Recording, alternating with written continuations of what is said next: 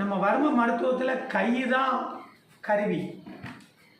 இந்த கைகளை கொண்டு தான் பாயிண்டை தூண்டணும். அப்போ 10 விரலுக்குமே அதீத பயிற்சி கொடுக்கணும்.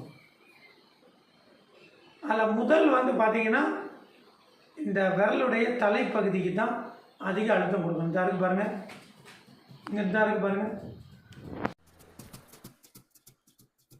இதுதான் முதல் மெத்தட்.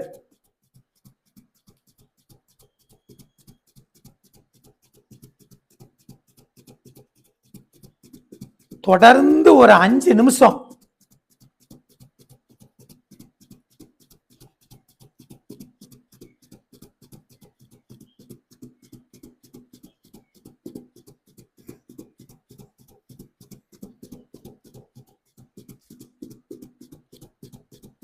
புரியுதா? இங்க பாருங்க, இந்த பாயிண்ட்ல தான் இருக்கணும். இங்க பாருங்க,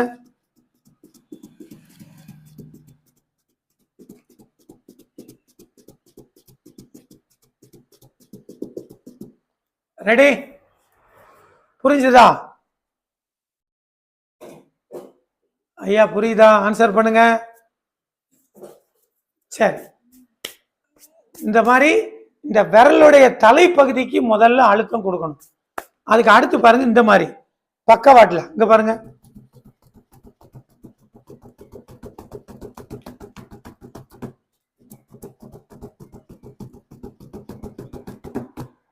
இந்த பக்கவாட்டுல. அதுக்கு அடுத்து பாத்தீங்கன்னா ஆதி முத்திரை. ஆதி முத்திரை போட்டுட்டு இந்த மாதிரி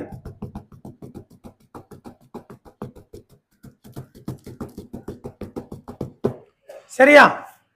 ஸோ இந்த 3 பயிற்சியும் எடுத்துக்கிடணும்.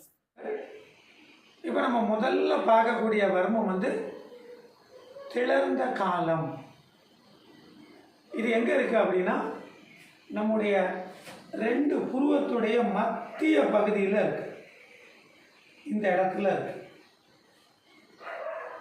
இந்த திளர்ந்த காலம் அப்படிங்கிறது நம்ம மனதினுடைய இருப்பிடம்.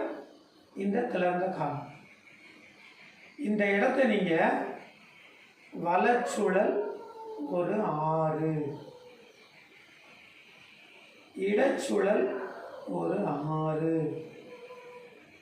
மறுபடியும் வலச்சுழல் ஒரு 6 பண்ணிட்டு இந்த கையை கொண்டு நல்லா அழுத்தி பிடிச்சிக்கிட்டு நோயாளியை நல்ல மூச்சை இழுத்து விட சொல்லணும். ஒரு 10 முறை ஐயா இழுத்து விடுங்க. 1 2 3 4 5 6 7 8 9 10.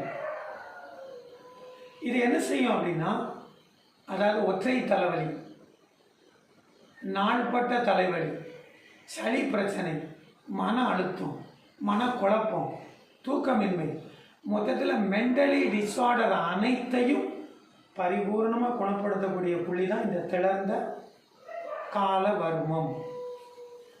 இது வர்மத்தில் படு வர்மம். நல்லா புரிஞ்சுக்கணும்.